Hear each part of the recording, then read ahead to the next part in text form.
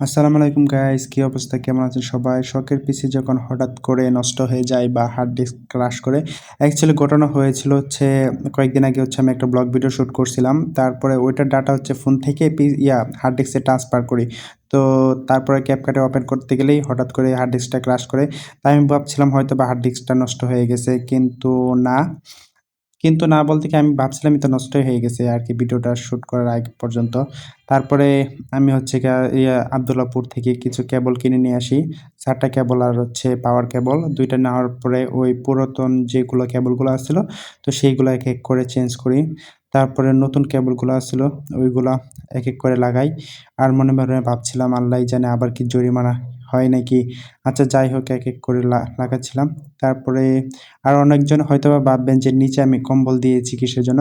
আসলে পিসিতে এইভাবে কাজ করলে আর্থিং করে তো তার জন্য হচ্ছে আমার নিচে কম্বল দিয়ে এগুলা লাগানোর চেষ্টা করছিলাম।